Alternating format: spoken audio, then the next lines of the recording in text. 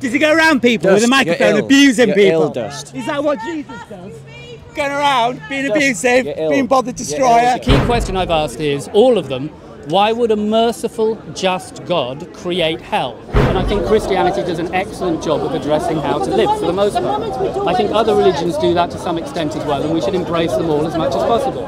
Christianity teaches that God is love. Islam teaches that God is power, will. And that's why the highest value in the Islamic moral system is dominions. Ali Dawah believes in killing apostates, and he's proud of that. You're proud of that. You're proud of that.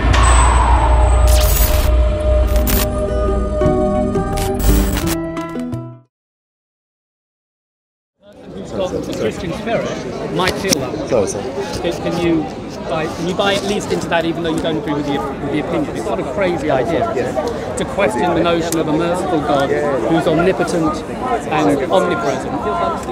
Damn it! Yeah. So just get him on it, because we won't get to do this again. In interest to your point.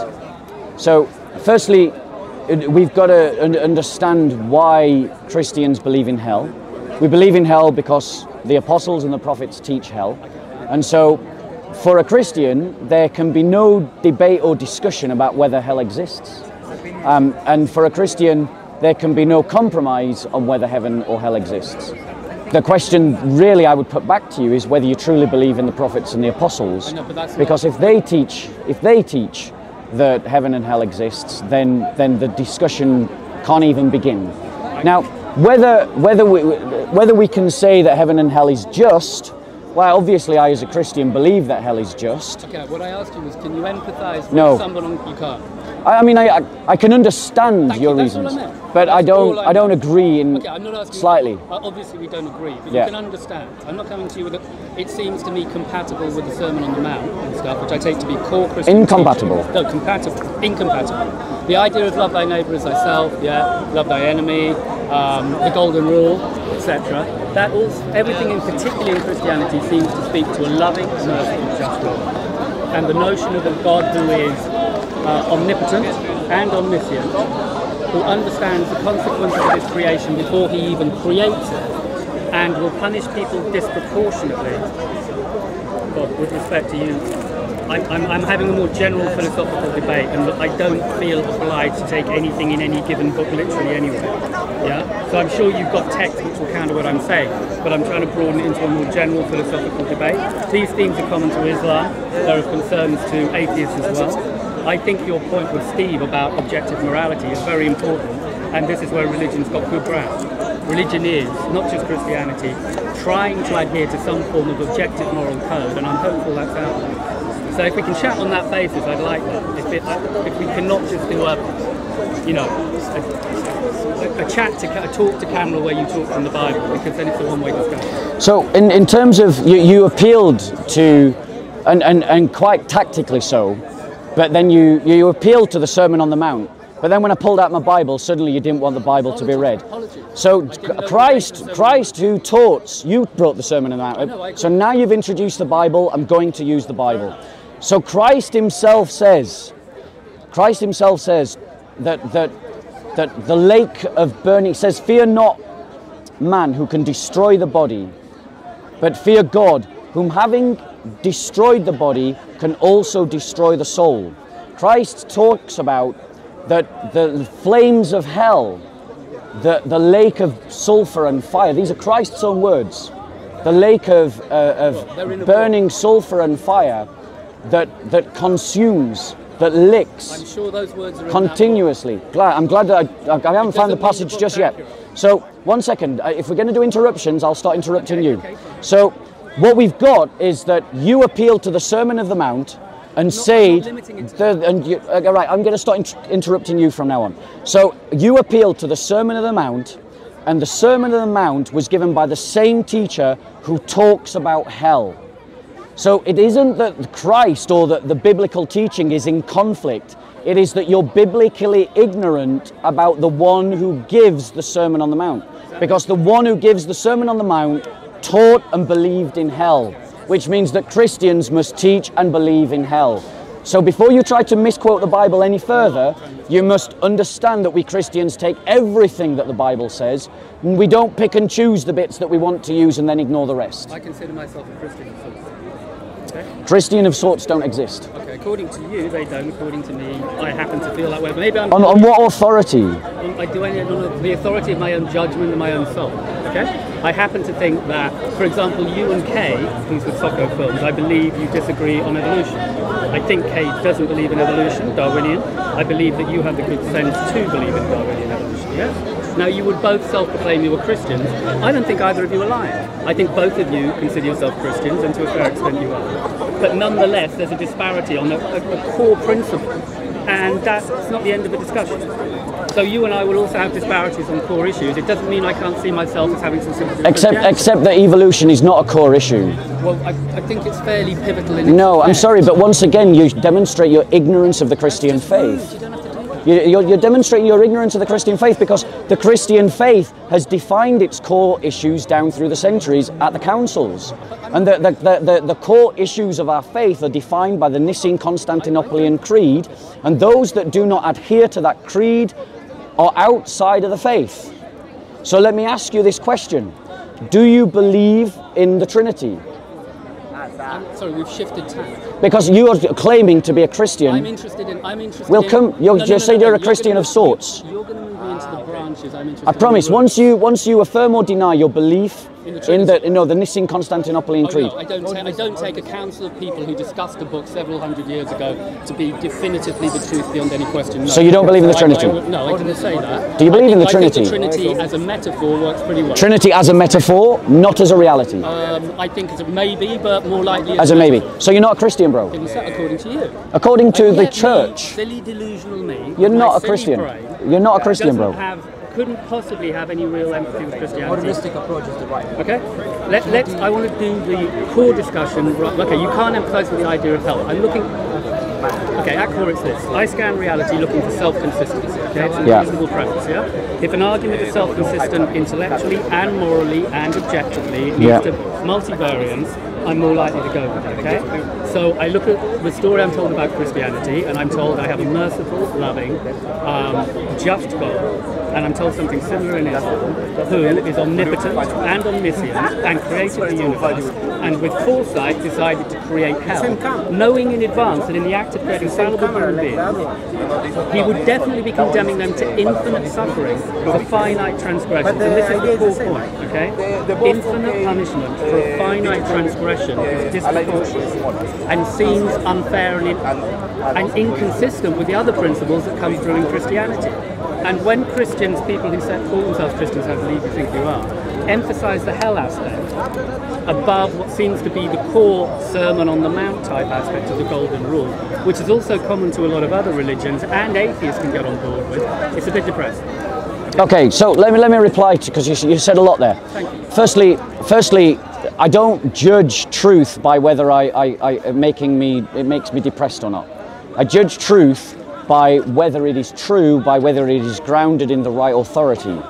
And you have given this idea of a coherent worldview, and you have borrowed a worldview of your own choosing, based upon yourself as the authority. So you've taken the idea of a just God, a merciful God, a God of compassion, which are all sort of nods towards the Christian worldview, but you don't believe in the book that teaches it, because the book that teaches it also teaches hell. You don't believe in the church that preserve those beliefs, because the church has defined its core doctrines in the councils, and you've rejected those. And so your own worldview is not coherent. You're picking and choosing based upon your subjective feelings and opinions. Now, furthermore, you have assumed something that I disagree with, that hell is not just. And I would say that hell is just, because every punishment should fit the crime. And to insult the honor of God is to insult that value in the cosmos that is of the infinite worth and value. The honor of God is beyond reproach. It is second to nothing. Such is the honor of God that he gives a commandment that you should not take his name in vain. If you cannot even take the name of God in vain, What more against all of his qualities, all of his mercy, all of his compassion? And so when he offers mercy freely through Christ, who you do not accept his teaching, because Christ teaches hell and you don't believe in hell, do you believe that hell is real? No, I think it's metaphorical. Did Christ teach hell was real? It's in a book. So Christ taught that hell was real, and you don't believe what Christ taught. I don't think your book may be absolutely, So, literally 100%. so how do you know what Christ taught then? I don't know who he is. Right, so here we go. He's someone who's claiming to be a Christian. He's claiming to he's borrowing from a Christian worldview, but he doesn't even have any certainty upon that which he's drawing this from. I do. He doesn't, right, I'm just going to stop speaking up because you're interrupting constantly. So, the reality is he has an inconsistent worldview that he condemns, because he condemned an inconsistent worldview. Remember at the beginning of the conversation? Because he said, I'm looking for a coherent worldview, but his own worldview is inconsistent. Because he says, I'm a Christian, but he doesn't believe in the book. He's not sure about it. He doesn't believe in the church councils, because he doesn't believe in those. And so what we're really getting to is that this brother, you're picking and choosing what you want based upon your own feelings, not based upon any authority other than yourself. Now, Christ, no, yeah, you can reply. Yes. Christ himself taught hell exists. That is a fact to the Bible, and I'm going to find the passage that shows that, because I want you to deal with it.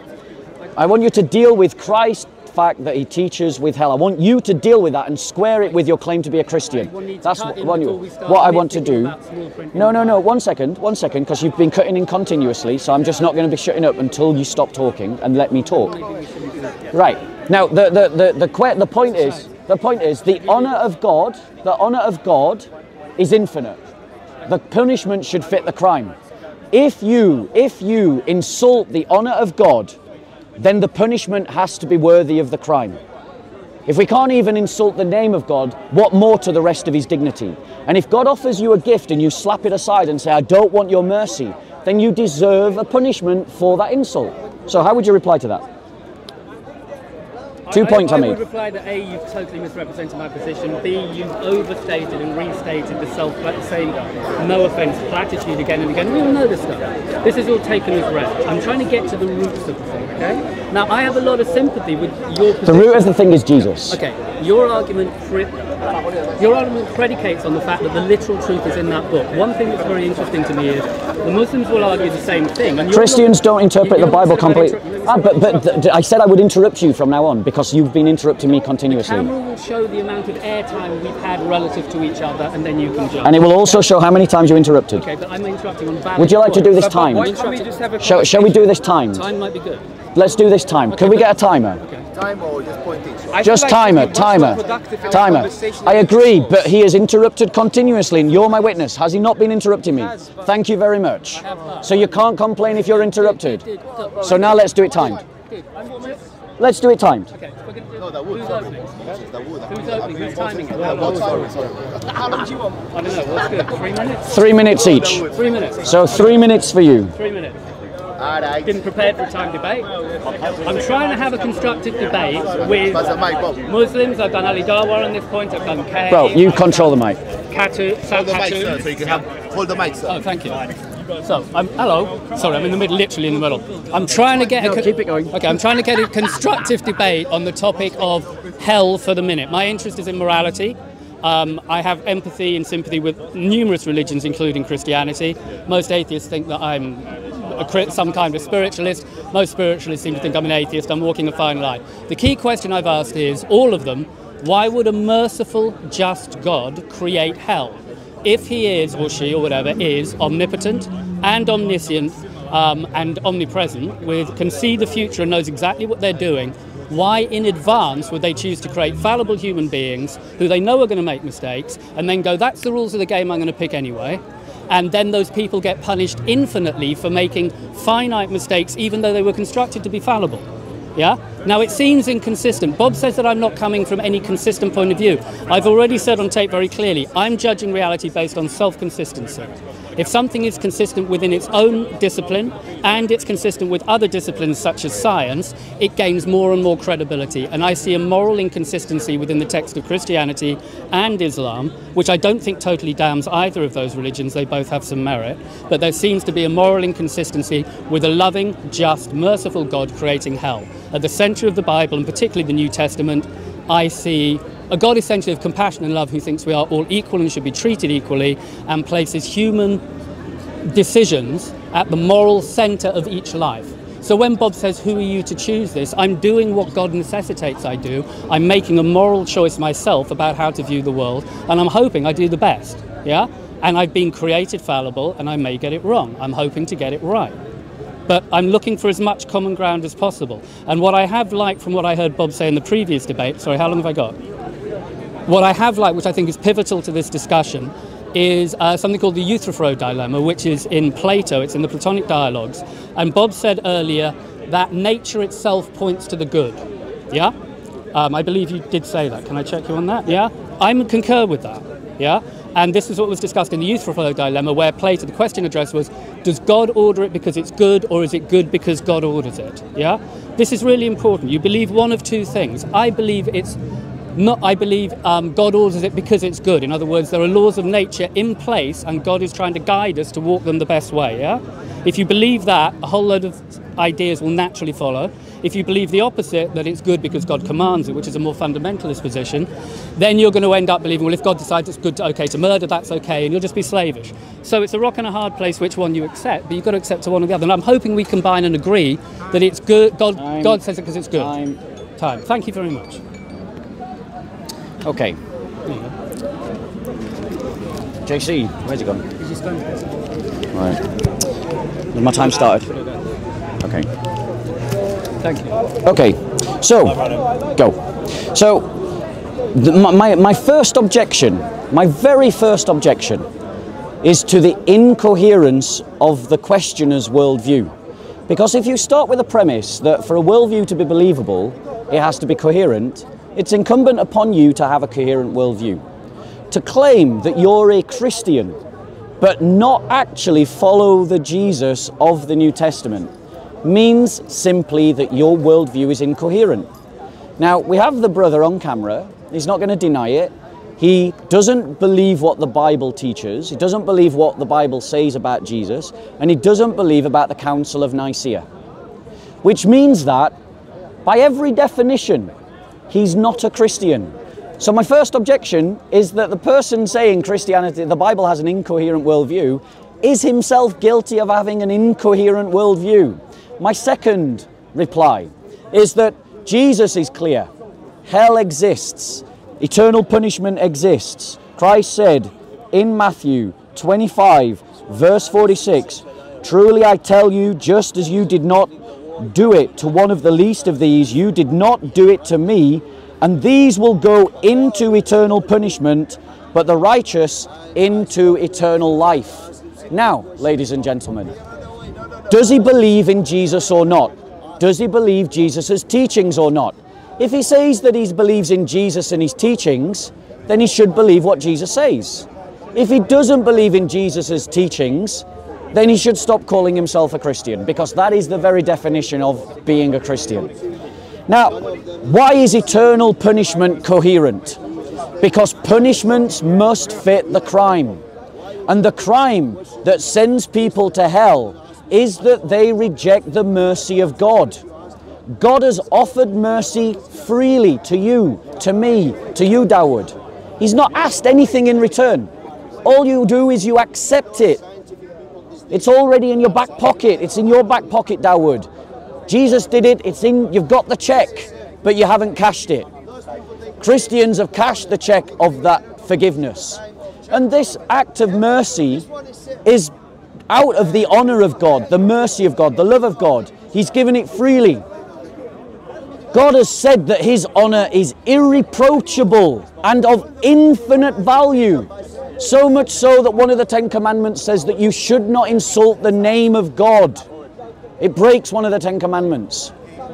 Well, if you insult the honor of God, you've committed a crime of infinite value. So the punishment must match the crime and also be eternal. That is coherent. Yeah. Thank you. I'd say on that then, if God believes, thank you, yeah. If Bob's honest reaction is he thinks that hell is a proportional response to that offence, we've just got a different moral compass, yeah? Okay? I think my moral compass is closer to the spirit of what's in his book. He thinks that it's not. You'll have to decide as a viewer which way we should go on this, yeah? One thing I will say is that Bob has had the good sense in the past, I've seen him debating, to admit that he doesn't take everything in the Bible literally. Yeah, he'll see some of it as metaphorical, and he'll interpret from different angles. For example, he believes in evolution. There are some Christians who don't. I mentioned Kay before. She doesn't, but I consider them both Christians. But on what I consider to be a pivotal point, they disagree, namely evolution. Bob has argued evolution isn't pivotal. I think it fundamentally is if you look at the book of Genesis and you want to discuss seven-day creation and a whole load of things. Now again, if Bob wants to shake his head, he can. But as a viewer, hopefully you can see that whether you believe in Darwinian evolution or not is a fundamental point, because religion seems to be at odds with science. And as I said to Bob, I'm looking for self-consistency. I think the way we live in our lives day to day, we seek self-consistency in each other, in the institutions we interact with. It's a good and healthy instinct, you should pursue it. What I get from religion is, the truth is good, pursue the truth. My best path to truth seems to be self-consistency, yeah? Bob says I don't have a coherent worldview. No, he's right. I'm a pilgrim. No, thank you, mark that one up. I'm not. I don't say I have a coherent worldview. What I do say is I aspire to a coherent worldview. My understanding of truth is a work in progress. I think the Bible is an excellent book, as arguably is the Quran and other books, to help us move towards truth. So I'm looking at a model of truth which says we're not holding the truth in our hands, the truth is over there, and religions and other books are vehicles to get us there, and each of those vehicles they're not all equal. I'm not saying all religions are equal, to preempt something I think you'll say. Each of those vehicles has certain strengths and weaknesses. I think Christianity, pound for pound, may be the best religion going, personally. But it doesn't mean that I'm alienated from other religions. I think there can be value in multiple vehicles, and I don't think any of them should have the arrogance, actually, to think that you hold the truth in your hand. Because we're fallible, we need some humility, and we move towards truth. So I don't believe in this literalist interpretation. And what's interesting to me is, when you debate Muslims, you're very attuned to the fact that they take their Quran textually, literally to the last syllable. And I've seen you consistently win arguments to your credit with them because you understand the limitations of that level of literalism. What to me is a bit tragic is to see Christians not look at the mote in their own eye, to quote Christ, and understand that maybe we shouldn't take our books quite so literally as well. I don't doubt those words are written in that book, but as you're aware, I don't accept that your interpretation or even the facts of that book are automatically to be taken as read if they contradict the self-consistency morally and objectively that I'm seeking from a worldview. Thank you. Okay, ready? Go. So this is the kind of conversation that I like, and I really appreciate your arguments. Thank you. I really do. And I like this kind of conversation because this is the kind of conversation that should be happening at Speaker's Corner, not shouting matches. And I just wish Muslims would learn to have conversations in the corner, not shouting matches. So in terms of what this brother said, he's admitted something, and I applaud your honesty, integrity. He doesn't have a consistent worldview. Well, when you have a consistent worldview, come back and make a criticism then. Because in 5 years' time, you might find you're agreeing with me completely. The point of the matter is that right at this second, your own position is fluid. Your own position is changeable. Your own position is something that you yourself will admit you might not hold in 10 years' time. And so your critique of the Christian worldview can be dismissed from the point of view that it is itself inconsistent and incongruent to a well-formed critique. Now, he's reduced the Bible to the spirit of what it means.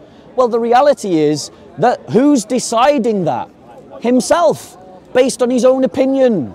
That's not how Christianity works. Christianity is not a democracy. Christianity is built upon revelation.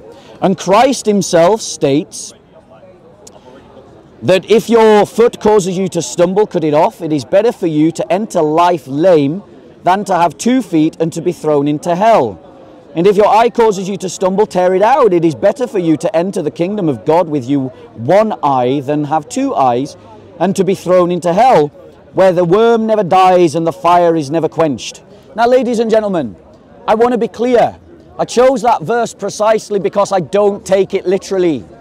Jesus does not literally tell you to cut off your hands and your feet.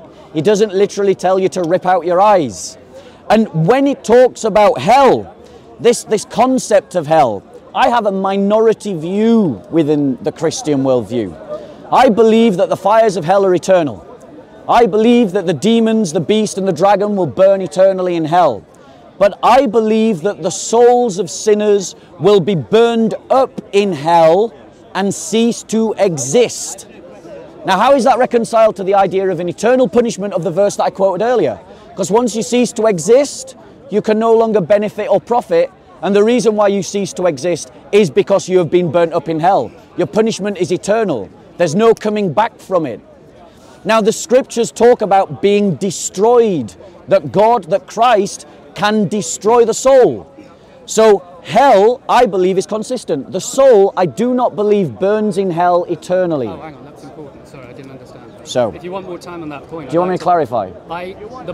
How long do you want to give me? Give me 10 seconds, 20 seconds to clarify my question. We can go back to Okay. you. My core objection was that infinite punishment for a finite transgression seemed not just or merciful, it's therefore incompatible. If you don't believe in infinite hell, I've got to rethink my position with regard to the discussion. So sorry, what's your position? Do you believe you suffer in hell infinitely or not? Okay, so I want to be clear. No. My position is a minority view amongst Christians. Most Christians do not hold my position. Okay. And the fact that they hold a different position, i.e. eternal, infinite punishment, I accept as a Christian as being not only the majority view, not only the traditional view, but also the view that is classical. But I as a Christian have been convinced, and I am open to correction on this, that the Bible teaches that if a sinner, let's imagine you, just as a hypothetical statement, let's imagine that you reject God's grace and you go to hell a sinner. You beat me to it. Yeah, by God willing, that won't happen. But if you go to hell, I believe that hell will burn up your soul and you will cease to exist. Okay. So what makes it infinite, what makes it eternal, is that the consequence of your soul not existing is eternal. So it is an eternal event. That's an important distinction. But you have reached that point of non-existence because you were burnt up in hell. Right. Interesting. That's my position. Thank you. In response, can I quickly respond to that and then yeah, give me 3 minutes. In response to that, good. I misunderstood Bob's position. It's less draconian than I thought. Infinite torture is worse than simple non-existence, yeah? And I think the idea of non-existence seems a bit more cogent and a bit more in tune. Still doesn't go quite far enough, but actually it might break the back of my objection, and I'd have to think about that more deeply, yeah? Okay. Okay. So sorry, yeah, go on. So look at the other things that you mentioned. But when you were on the bandwagon for hell for a minute, I personally would be offended if my friend Dawood, who is standing here, who happens to be on Ali Darwar's team, who Bob has debated before, and who I know to be a guy of excellent character, superbly well read, honest, humble, better guy than me, I would say. Seriously. The idea that a God would condemn him to hell simply because in the pub quiz of which religion to pick he made the wrong intellectual choice. If that's the nature of God, I think I'll reject that God anyway. Alright? Be he God or not, because that's just bad behaviour as far as I'm concerned. You said that my behaviour is fluid, and I'd say that's what it is to be a pilgrim. I think not knowing is part of the deal, yeah? And I've seen that criticism be made of science. I've seen you talk about science before with Mohammed Hijab, and you both say, yes, science changes, and I think that's a bit disingenuous, because yes, science changes, but what science does in its methodology is improve, I would argue. It's fluid, yeah? It's fluid, and you'd take that as a criticism, but a mode of thinking which says, I'm going to be fluid and I'm going to try and move towards truth, it means you improve. And the history of science shows a methodology which has taken 2 steps forward and 1 step back maybe, but has broadly improved by being fluid. So what's important to me again is not that I'm holding the truth in my hand, because I don't think I ever will. I think if there's a God, he's ultimately mystical and beyond my understanding. What's important is that I'm heading in the right direction. Morality is like a compass, yeah? You want to head due north towards the light. So in the foundation, I suppose I'll go a bit deeper here, I have to... in the foundation of both of these religions is the idea of binary choices. It's either right or wrong, good or bad. And I think if you shift onto a spectrum which is instead more monistic, which goes, the truth is this way, north is this way, now how far off course are you? Just because you're heading northwest doesn't mean you're wrong. You're still doing better than if you're heading north-northwest or east or something, yeah? So it's relative. You want to aspire to, like, it's like trying to draw a perfect circle. You'll never draw a perfect circle, but your aspiration to do so is what's correct. And that's the guide, and I'll never hold the absolute truth. So to condemn me for being fluid, I have to make choices. That's the moral dilemma of being a human being. I'm trying to make the best ones I can. I'm looking for self-consistency, and I do believe in a God of love and mercy and justice. So I'm hoping that maybe you've interpreted your book overly draconianly, although I like what you last said about hell. That feels like moving towards common ground. Okay, ready when you are. Okay, so the point that I would want to make to you is that Christ himself said, I am the way, the truth, and the life. No one cometh to the Father except through me. Christ himself said, he asked his disciples and he said, whom do you say that I am? And Peter replied, you are the Christ, the Son of the living God. And Christ said that flesh and blood has not revealed this to you, but my Father who is in heaven. So if you want, I'm telling you, pilgrim, that if you want to be grounded on the truth, if you want to head true north, you've got to head to Jesus. And without heading to Jesus, you're going to be off, because he's your North Star. He's your guiding light. He is the light of the world. He is the one who brings the bread of life down from heaven. He is that bread of life. Those that feed on him have eternal life. That is where you've got to ground yourself. You've got to walk in Jesus' way. I'm not calling you to join a particular church. I'm calling you to be a disciple of Jesus Christ and to take him seriously. Now, you've misunderstood my view of the scientific method. I don't dismiss science with glib comments like, oh, science changes. I actually accept science whole and complete. The scientific methodology is sound, and it has demonstrated itself sound demonstrably through countless achievements. And anyone who's got a problem with that just has to ask, will they trust science the next time they need an MRI scan? Or why are they using their mobile phone? So I don't dismiss science. Christians who know the Christian worldview don't see a conflict between the scientific worldview and the Christian worldview. Now I want to show you why I believe that Jesus doesn't teach the idea of eternal punishment. This is what Jesus said, look. Do not fear those who will kill the body but cannot kill the soul. Rather fear him who can destroy both body, soul and body in hell. So hell teaches the destruction of your body and soul. Now, why should you fear hell? Why should you fear hell? Now, don't get me as one of these fire and brimstone preachers. I teach Christianity as civilization, as culture, as values, as ideas, as beliefs. And I invite you to embrace them all fully and completely. But you should fear to insult the honor of God. If you believe that God is real, and I want you to answer this question. If God is real, do you believe that his honor and his dignity is of infinite value and worth? And if you agree that his honor and dignity is of infinite value and worth, should you insult it? Just on time. I don't envisage the God of the Bible and other religions as being as personified as I think you do. I think when Moses went up onto the top of Mount Sinai and God said, I can't show you my full form, I think I can only show my back leg or something. Roughly, yeah? Confirm I'm right on that, he did, didn't he? He'll show you my back parts. Show you my back parts, thank you. I think there's a lot in that. I think that ultimately our relationship to God is ultimately mystical, simply beyond our comprehension, yeah?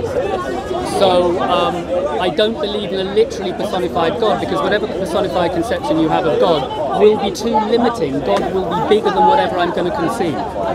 So I'm mystical and maybe a bit Buddhist in that sense. I think the Buddhists are quite on board with that quite sensibly. So no, I don't accept that.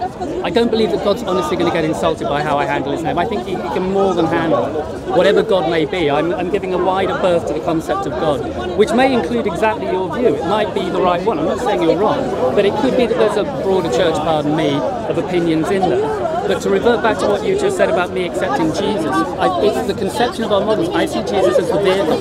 God would be the light towards which we head, Christianity would be a vehicle. I applaud Christianity as being an excellent vehicle to get you in that direction. I don't believe it's the only vehicle. Now, I'm not asking you to agree with that, but again, can you at least see the sincerity and a certain logic in that metaphor? Because if that's the way the world operates, then we can include more people of good character. Atheists, Muslims, etc. can be included as the equals that they were born to be and still be heading towards God, and they can embrace their religion. I'm really tired of watching Muslims and Christians come down here each week and slag each other off. The Muslims constantly going on about the Trinity, which you consider it very important. I think it's small fry arguments in terms of, I'll go to the Sermon on the Mount and stick to core text. I'm sorry if that makes you feel that way. And equally, you taking issues with the literalism. I think there's problems with both literal interpretations of the text. But at heart, the 5 pillars of Islam have some merit, and I would be disingenuous to ignore that. I think it would be nice to see discussions happen where you could acknowledge the merit in certain other religions. And I think essentially it's about the way you live, living well. Religion gives... Sorry, I've kind of blown, I've only got 30 seconds left. I think the core question that all religions address is how should I live? For all people, for all time, and it always will be, yeah? It's the moral prescription as to how to live. And I think Christianity does an excellent job of addressing how to live, for the most part. I think other religions do that to some extent as well, and we should embrace them all as much as possible. If you live well, that's the journey as a pilgrim. If you don't happen to, in the pub quiz of life, have picked exactly the right religion, that's secondary, because the intellect is not a moral quality, yeah? It's how you live and the walk you walk, not the talk you talk. Time. That's a brilliant conversation. Thank you. Okay, so let's try and continue. Let's try and continue in the same spirit that has been established by the 3 minutes, 3 minutes. So allow me to make points, and then I allow you to reply. Has anyone got a watch? Do you want it timed? Could you time it 3 minutes? Will you be all right to just? Thank you. Yeah. And just let us see your clock when you're ready. Thank you for coming from Class Corner. You're a blessing. Thanks be to God. You've enriched me so much. Peace be with you, bro. My name is Gil. Thank you, Gil. Your name? Bob. Bob. Thank you. Are you ready? So, the point is that you've got to understand Christian spirituality. Within Christian spirituality, we see truth as a fire in the middle of a field. The closer you are to that fire, the more illuminated you are by that fire, the more warmed you are by that fire, the more brighter your face. I agree. Now, those that are, there are Christians who are very close to the fire. We call them saints. Yeah. We call them agios. We call them holy. We elevate them within our paradigm and say, these are examples to follow. Yeah. Saint Ignatius of Loyola, Saint John Chrysostom, sure. Saint Hilda, and so on and so forth. But we believe that you can be so far away from the fire, on another field completely, let's call it Islam, that you can't even see the fire at all. And so you receive zero benefits from the fire. You can't even see it in the distance. And so it gives you zero benefit. Doesn't mean you're not on the same journey, but you're receiving no benefit because you're completely lost. Now, the problem I would suggest to you is that your approach to spirituality is influenced by modern politics. It's not influenced by history or genuine study of the religions, or a genuine understanding of the religions, sorry, not genuine study, genuine understanding. Because Islam and Christianity, for instance, are radically different. Christianity teaches that all human beings are made in the image of God and therefore have innate, unalterable dignity. Islam has no such concept. No such concept. And Christ makes claims that He is the light of the world, He is the way, the truth and the life. No one goes to the Father but through Him. And that means that He's making unique claims about Himself and His importance that you have to wrestle with. Now, you said that God is not personable, but in Colossians it states, He is the image of the invisible God, the firstborn of all creation. So it's saying that Christ is the image of God. And Christ Himself says, I and the Father are one. He who has seen me has seen the Father. So you're claiming that you're searching for the God of the Bible, but the Bible is saying that God is personable, that God is knowable. And if He is personable and knowable, then that means that you have the ability to insult the honor of God. So when God, if I were to give you a gift, say, like, bro, I want to give you a house, right? Something you could never afford, and I want to give it to you, you know? If you reject this gift, It would be an insult to me. And same as if you try to give a gift to someone, say you take someone some flowers as an apology, and they reject those flowers, you're going to feel hurt, you're going to feel insulted. And God has offered you forgiveness for free, for nothing. And this gift is of such immeasurable worth that it is worth the world itself and everything in it. So if you reject it, you're insulting God's honor. So therefore, there has to be a punishment. Are we doing another 3 minutes? Yeah, we did. Oh, we go. I'm done. You can reply. Yeah, 3 minutes. Give him 3 minutes. Look, I like that. I think we're moving closer towards common ground, roughly. Yeah, this isn't turning into a shouty match. Yeah. And and that's what I want to do at Speaker's Corner, because I think a lot of people are bored with just the usual. You say, for example, that Christ says he's the image of God. I'm buying into that. I could be wrong. It could be a much worse universe I've been born into that I'm hoping for, but I'm hoping for something where a Christian view and other religions are valid. It could be darker, So the stakes are high. Yeah. Just because Christ is the image of God, it doesn't follow necessarily that he's the only image of God. I think I might be able to see some reflections of godliness in the behaviour of Buddha in certain situations, yes? I could give examples, like when he threw himself off a cliff so that some animals could eat him because their mother had died, and he sacrificed himself that way. The moral parallel seems fairly obvious. It seems to me he was responding to the fundamental equality of all life in some way in a compassionate fashion, yeah? That's a coherent analogy to draw. I like that we're moving towards the same model. You've used the idea of a fire in the middle of the field.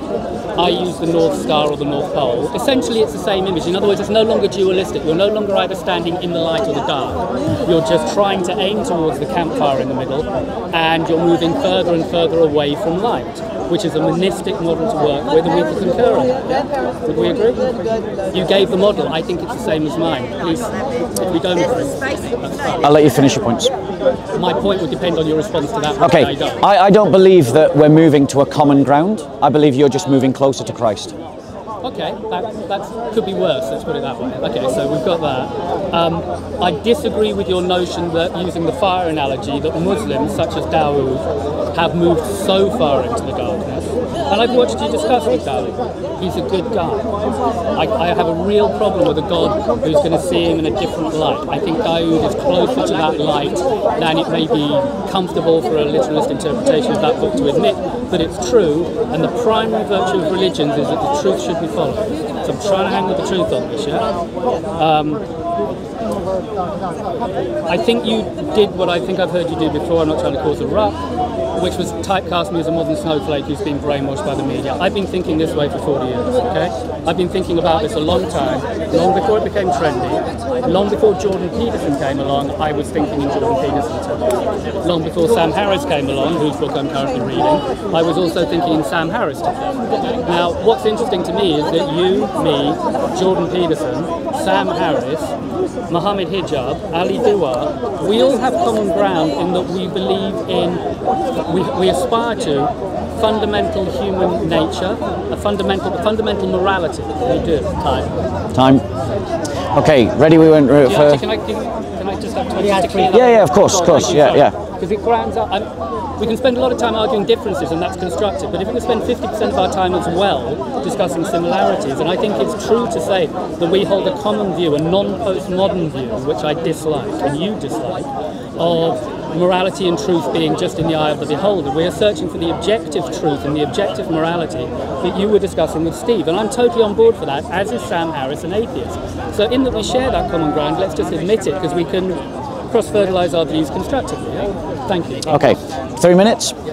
So my point to you is that, again, your approach to theology has been influenced, to my eyes, by modern politics and the necessities of modern politics, connected to mass migration and the need to create a society that's as frictionless as possible so that variant and different communities don't end up fighting one another, as they did in Yugoslavia, Lebanon, Sudan, Nigeria, and as they're currently doing in Myanmar at the moment. And so you're allowing that politics to influence your search for the truth. Christ said, the Christ that I'm calling you to follow, Christ said that I have come so that 2 might turn against 5. that son might turn against father, that daughter might turn against mother. For anyone who chooses even their own family more than me is not worthy of me. Such is the high position that Christ gives himself in his own teaching. The exercise of spirituality is not just the exercise of finding moral common ground. And the reality is that when you, because I've got a degree in religious studies, so I know Islam better than a lot of Muslims. Not all Muslims, but a lot of Muslims. And Christianity and Islam have fundamentally different approaches to humanity itself. Christianity believes and teaches in the equal dignity of all human beings. Islam believes in the degradation of that dignity, so that there are different people with different levels of dignity.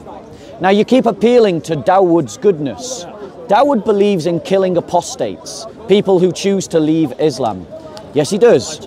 So then Dawood needs to have a conversation with Ali Dawah, because apparently this witness is saying that he disagrees with, yeah, exactly.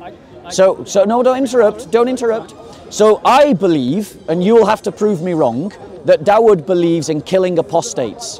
Ali Dawah believes in killing apostates, and he's... You tried on that! You tried on that! You tried on that! It just backfired on you! You tried on that! You tried on that!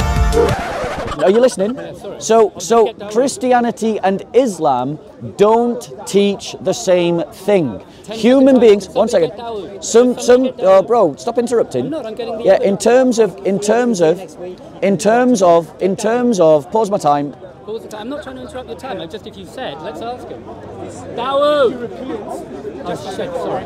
Right, I'm not pausing. Carry on. So in terms of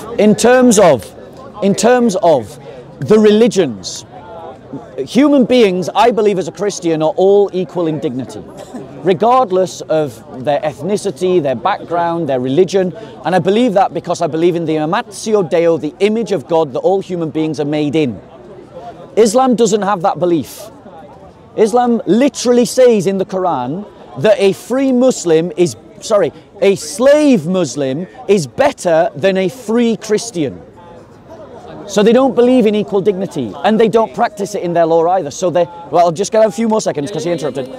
And so to claim that all religions are pointing in the same direction, I would suggest to you, demonstrates that you don't know the religions enough to recognize that Christianity is pointing in one direction and Islam is pointing in a different direction. And it's not just their moral aspects that are different, which they fundamentally are, but it is their entirety of their worldview. And nothing brings this out more clearly than what they say about Jesus Christ, who is the North Star, the light of the world, the bread from heaven that gives eternal life that I'm calling you to. Okay, 3 minutes. Thank you. You listed differences. I said before, I think if you spent 50% of the time discussing the obvious differences and 50% commonalities, it would be more constructive. Particularly after years of this at Speaker's Corner, even you must be a bit bored, yeah?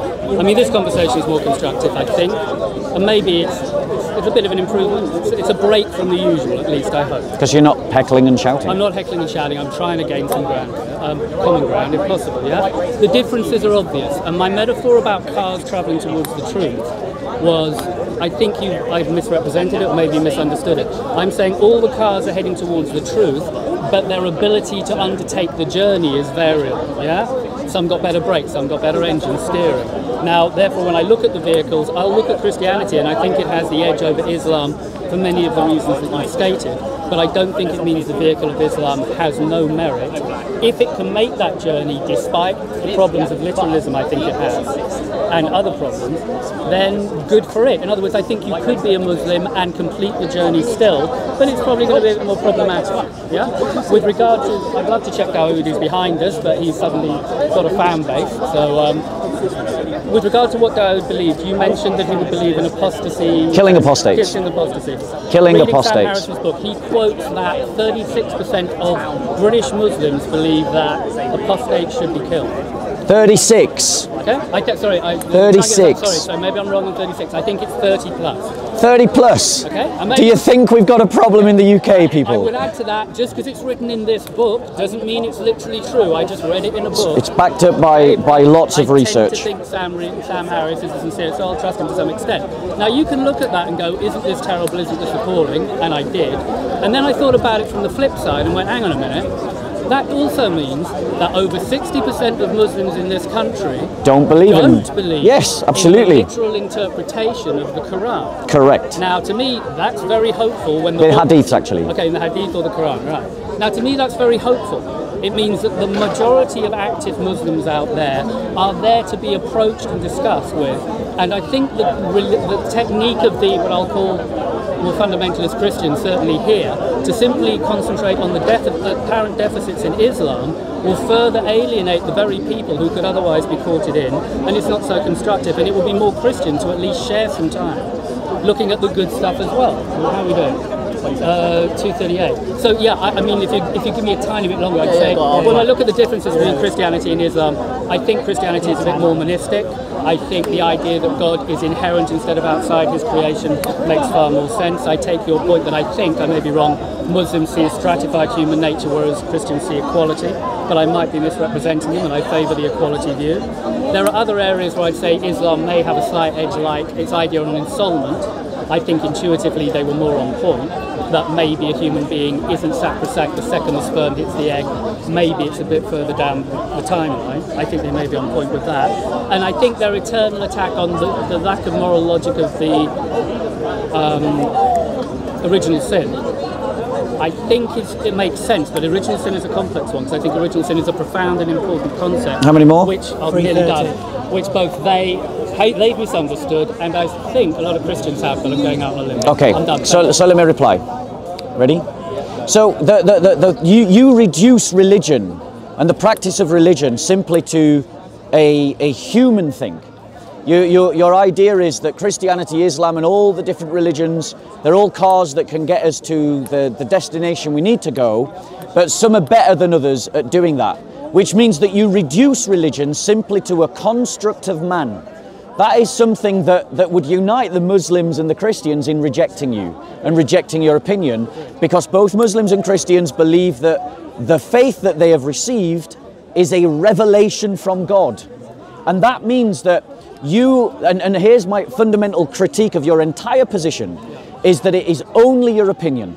It is just your opinion. You are recasting the entire world according to what makes you feel good.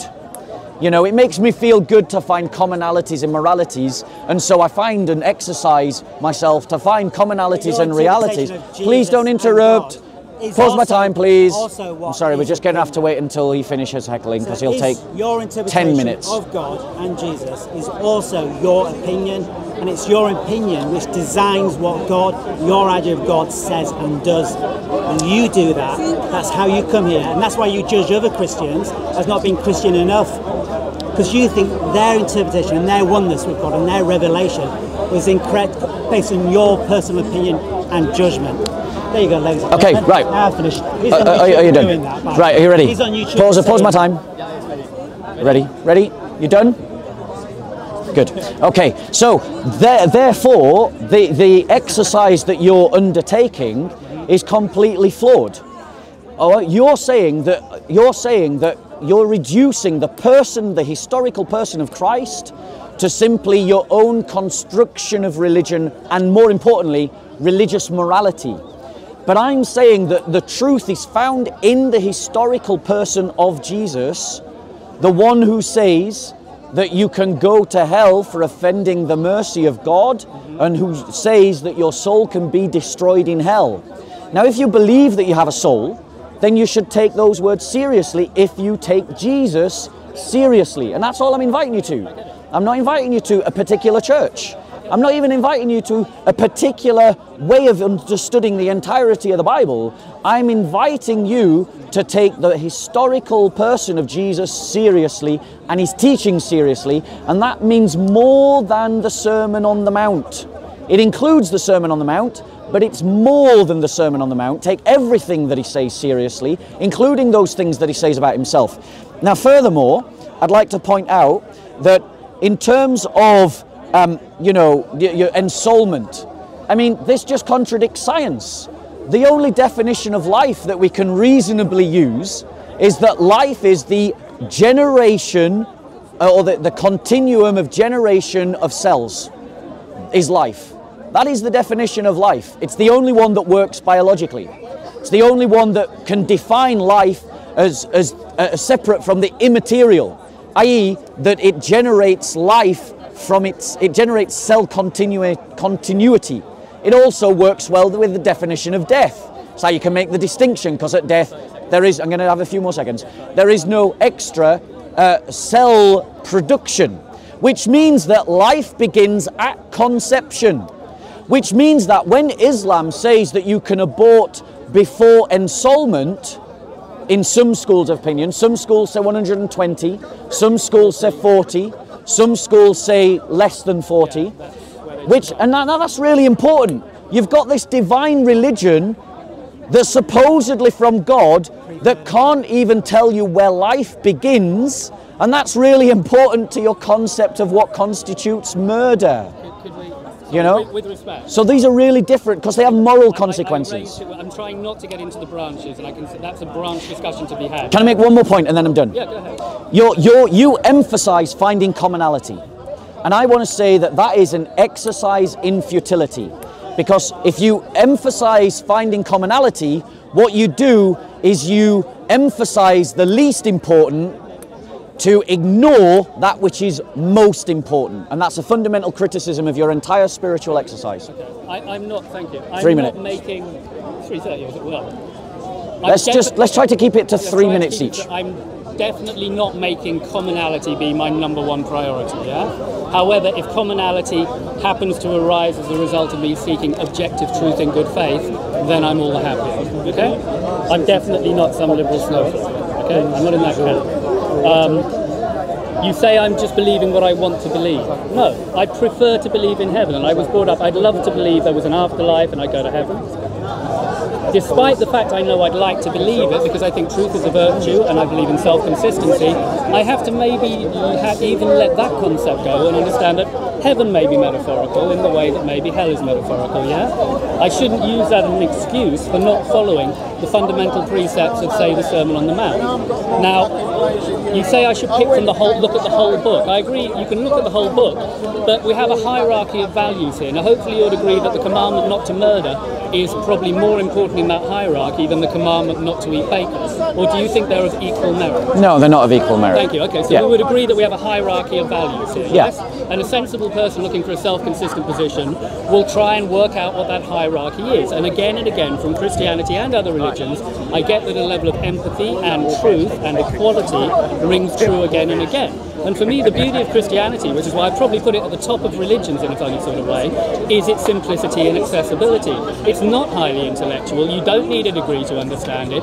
It's about how you live. And the Sermon on the Mount seems to distill all the core beliefs from the Old Testament, 660 commandments or something in, I think, Exodus.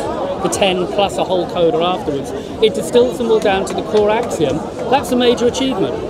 The common denominator in all of these rules, don't steal, don't murder, don't commit adultery, not found in the Quran, is, none of those 10 commandments are not found in the Quran. No, those 10 may not be, but the kind of commandments you will get, I believe, in the Quran to some extent. I think that Islam is more flawed, but not totally flawed. Nonetheless, there are aspirations to the essential notion that you should treat other people the way you want to be treated, because that speaks to the truth of our fundamental equality. The tragedy of the human condition is we're separated from each other, and I think I'm far more real than you or you. In reality, I'm not. If I step in your head, I'll be involved in probably just as an equal and important drama, emotionally, etc. We're both going to die. We didn't choose to get born. We want the same things. We fear the same things. Those are the fundamentals of the human condition I believe religion speaks to. Now, there is also, you're saying that it's just in my head. I know I sound like an atheist, but what I like about religion is it seems to understand the transcendent nature of human consciousness. In the mind, I either need to walk on this a bit or not. Can we keep it to 3 minutes each? Okay, we'll do. I was on the brain-mind dichotomy. Okay? We'll come back. Okay, and I'm just thinking, can we start to round this up? Whatever you like for metaphor of beauty. So one more round each. Yeah, so I'll speak, you speak, I'll speak, you speak, Can we done. conclude on the Euthyphro dilemma to see if we concur on Okay. that? 'Cause I think we do. So my point to you is, ready? So my point to you is, Yeah. do all religions have some good in them? Yes, because all people are made in the image of God. Nature itself is a reality, and all of these things point towards God, and therefore all religions will contain some goodness. But that it does not come from Muhammad. It doesn't come from the Quran. It doesn't come from the teachings of the religion. You applauded the Ten Commandments. Pause my time. Make it clear. You need to listen. You need to, what did I say? What did he say? He said, I think Bob said that all religions have some good in them. There you go. He did say that. You weren't listening. Which You is weren't listening. very good news. I'm sorry to interrupt your conversation. Oh, well, but you're going to interrupt anyway. I'm sorry to interrupt, but I'm going to do it anyway. Yeah, it's Speaker's Corner. Let's not forget where we are, Bob the Destroyer. Okay, our conversation is breaking Our down. delusions. No, it's these guys. Guys, Yeah, can you let just, us know? no one's your dimmy. Relax. Go and have a coffee. Yeah, Mr. So, Patronising. He's being good. This is a good discussion. Patronising him. Don't take a pot now. This is going on. okay, so, are we ready? Wait. Are you ready? I'm ready. Are you listening to me? Yes, I'm Right, okay. So the point that I want to make to you is that you've got to make a choice, and this is the choice that I'm inviting you to, right? Who is Jesus to you personally? That's the question I want you to answer. Again, forgetting the religious structures, and I'm not against religious structures at all, the fundamental question that will conclude the spiritual journey for you is, who do you say Jesus is? Because if you agree with Jesus's own claims, then I invite you to be his disciples. If you see Jesus, the Christ, as a great man, as a great moral teacher, be his disciple. If you believe that his moral teaching is great, then, and you believe what he says about the importance of himself, then be his disciple. Because once you're his disciple, then you're a Christian. Until you're his disciple, there's no 1 foot in, 1 foot out with Jesus. He doesn't give you room. He says you're either for him or you're against him. You're either bringing in or you're scattering abroad. That is what Jesus says. So he's saying that you have to choose him even above your family.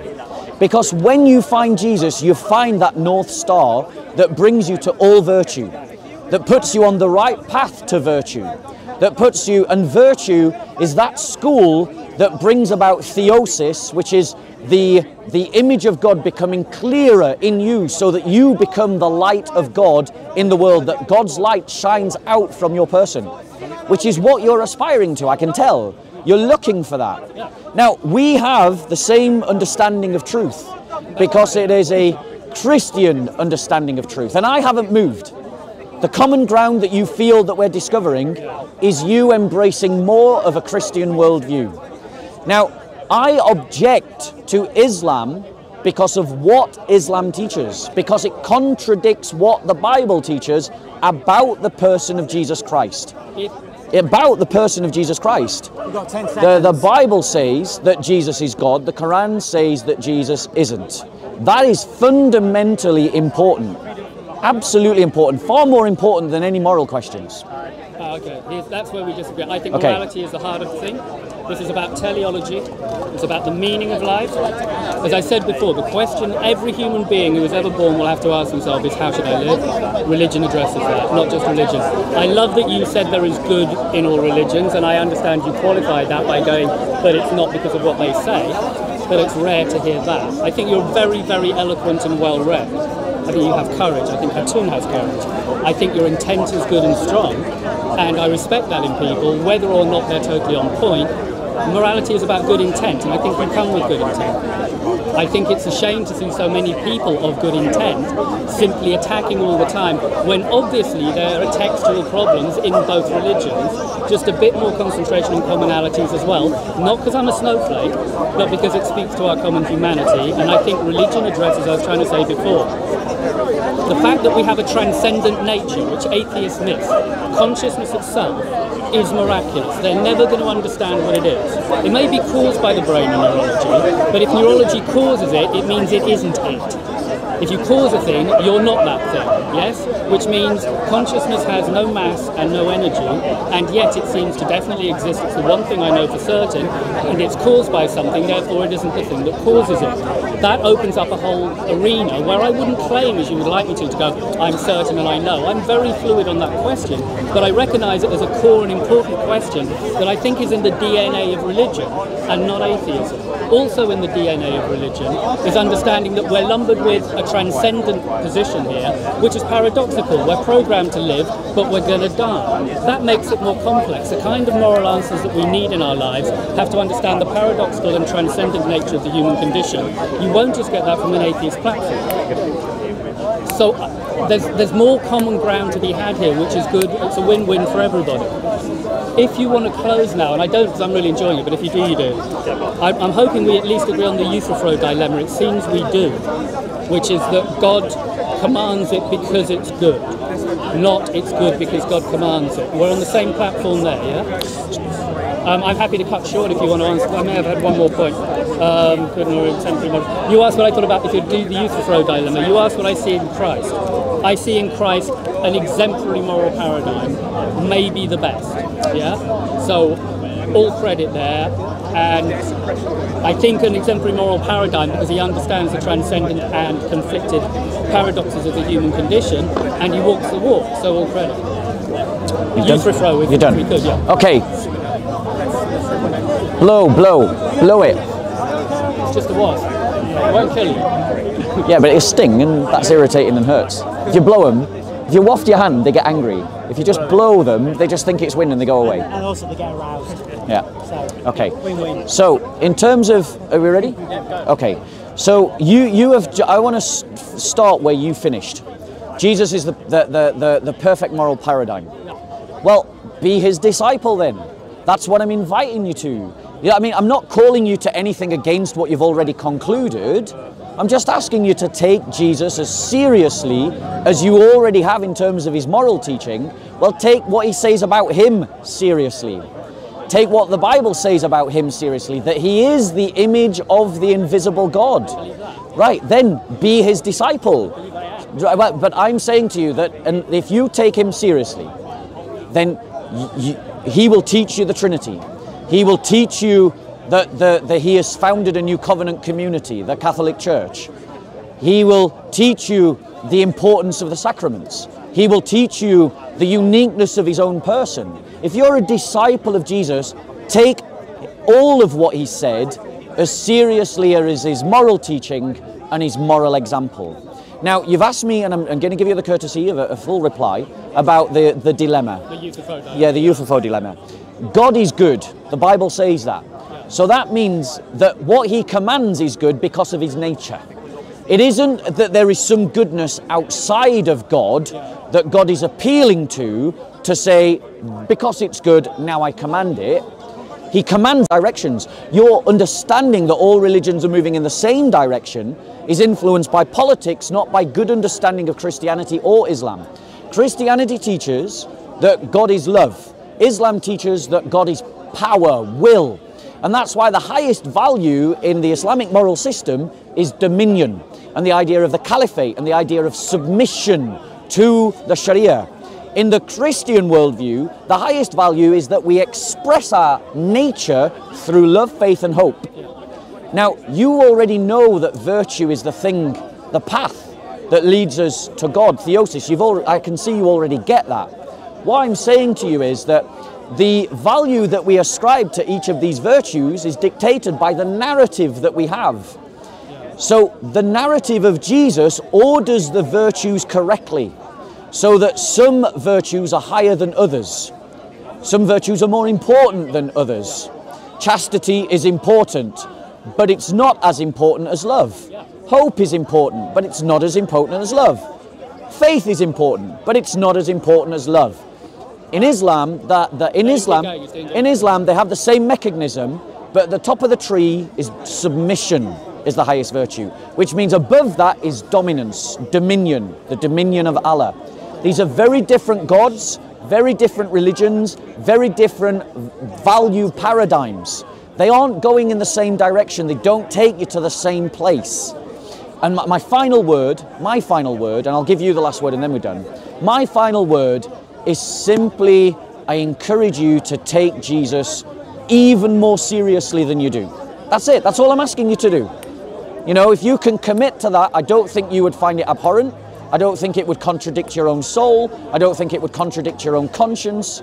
So I'm only inviting you to do something that I think you're predisposed to do anyway. I'm just encouraging you to do it really, in seriousness. I get it. And that's my final word. Thank you. That was very eloquent. I don't want to ditch Dawood. He's a good guy. I'm not saying that he's not I bad. don't. He is. He just is. My attack is against Muhammad, not Dawood. You know, there's more rejoicing in heaven over one soul, and there's one soul over there, and he's a good guy. Anyway. That comes to repentance. That verse that comes to repentance. Yeah. When it comes to, well, I don't see religion as a pub quiz. It's not intellectual.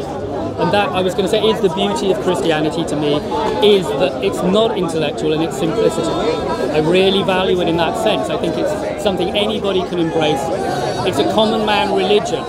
It doesn't get lost in the intellectual headspace, which is why I don't want to get too involved in even the Trinity or transubstantiation and the small print. If you get the core message and you respect the guy's journey and you see it in his life, then you've got the central bit, and don't spend too much time on the branches, I think.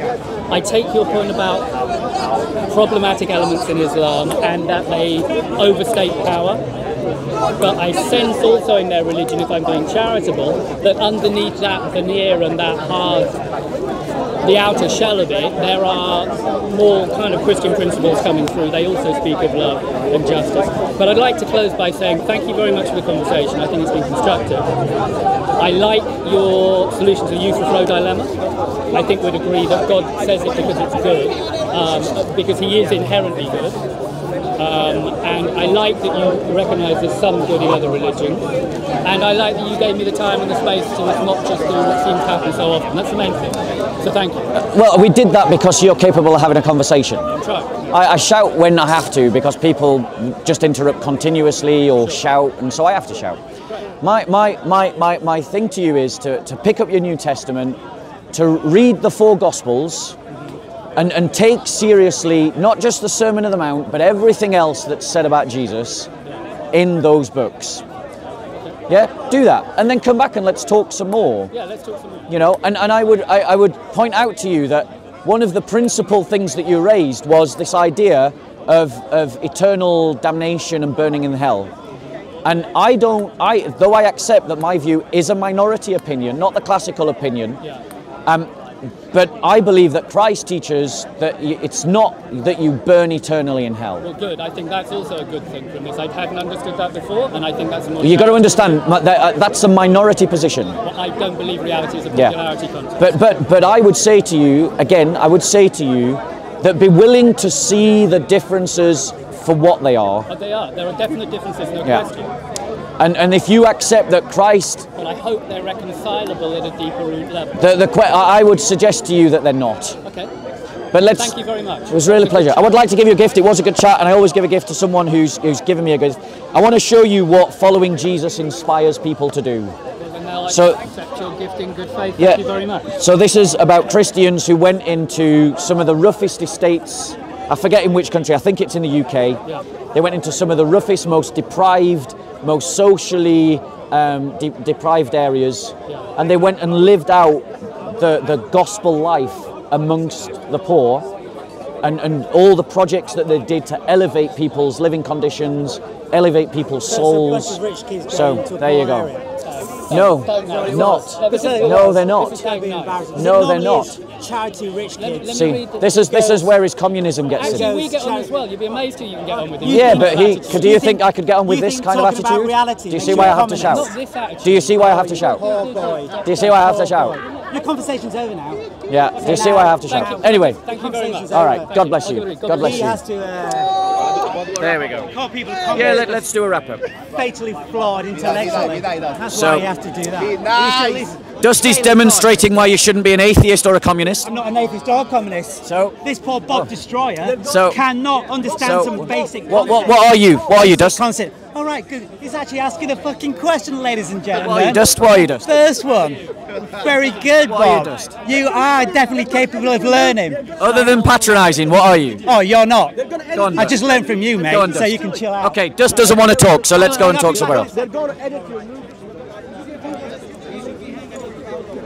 Okay, Bob Sila. What So- happened there, Bob Sila? So, social manners, Dust. We're going to do a wrap up, then we'll talk. So, what am I? Social manners. I'm a man Okay, that let's cares. walk away again from Dust. That's what I am. Don't Let's run just away. demonstrate. Destroy us Let's from just in the way. demonstrate that Don't run. Dust doesn't Stand and have speak. the ability to have a conversation. Why, Bob? Why? He doesn't have the ability to have a conversation. Why, Bob? I don't know, because I thought he was a communist and an atheist, but apparently it's not. So whatever he is, it's failed him. Yeah. So Talking no, about reality no, means so- you failed. so, Well right, done. If you so- your name's Bob, Dust, you're ill, bro. And then, You're ill. Then reality's Dust, you're perfectly ill. fine. You're ill, Dust. All right, what you saying You're a ill, moment Dust. ago? Oh yeah, because that's right. You're ladies and ill, gentlemen. Dust. If you disagree with Bob the Dust, Destroyer, you're ill. that makes you ill. That's You're what unstable. in Bob's You're head- unstable, This is correct. Dust. In Bob's You're head, unstable. You're ill. You and also have an unstable. unhealthy If you fixation with me. disagree- If you disagree, You have an with me. unhealthy fixation with me. Unhealthy because I like to You have join an in debate you have with an you. unhealthy fixation Your with me, Dust. reality and confusion of. You have an unhealthy fixation I with know me, you Dust. need to abuse, just like You're ill. Just because You're ill, Dust. Does Jesus abuse? Ill, you- Let out there, Dust, ladies you're and ill. gentlemen. Does Jesus abuse as well? Vipers Is that what and you whitewashed tombs. do? Yeah, that's right. Because That's what he said about the Pharisees and the Sadducees. Jesus is famous. That's for what he said abusing about the people. scribes. Is that what Jesus is famous for? That's what Jesus Or is that did. your interpretation of Jesus? Dust. Abusing You're people. ill, Dust. That's his Dill, Jesus you're- interpretation. Dust, you're ill. Oh, this is interpretation of Jesus. Dust, you're ill. Is to abuse You have an people. unhealthy fixation on me. That's why he I has hope to you get abuse. better. I really do. That's why I he hope has you to do. patronise. I hope you get well. That's why Come he on. has to run Let's- away. let's move away. Each and every time. Because Jesus doesn't abuse, does he? So, only you abuse. Dust, you're ill. Only you're ill, Jesus Dust. doesn't abuse. Dill, Only you Dust, abuse. you're ill. So that means you're not You've Jesus. got an unhealthy Or fixation. anything of understanding of Jesus. I in feel actual sorry for fact. you. You have Does my he have sympathy. to abuse? You have Does my Jesus sympathy. abuse in the Bible? Does he go around people with a Dust, you're microphone ill. abusing You're people? ill, Dust. Is that what Jesus does?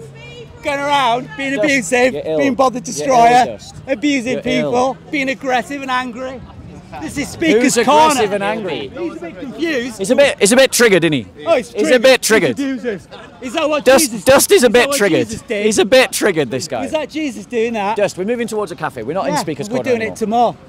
And why should we Dust, stop? Dust, Because we should engage Dust. in debate. There's no Bob the debating you. Destroyer here. It's not possible to debate you. When You're I incapable talk, of having a conversation. He just descends to abuse. Dust, you're Is that incapable what of Jesus having a does? conversation Can you because show me in the you're Bible? emotionally Because you know the unstable. Bible, don't you?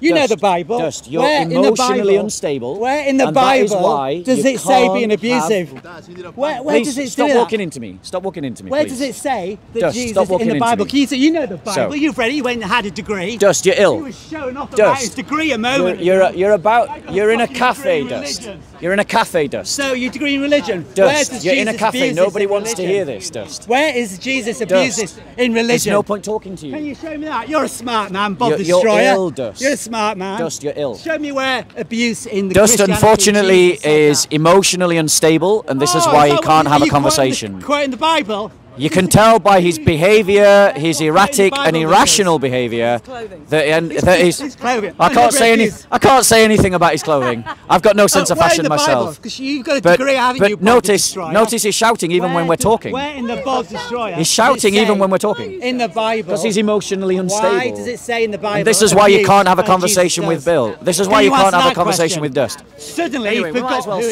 stop. he is. Turn the camera off and he'll go away. No, Thank you. no. Thank you. Go Th- to the camera thank off, you, I'll Dust. never exist. Thank you, I Dust. need to exist and get my... Really lovely to meet you. Okay, let's do it over here.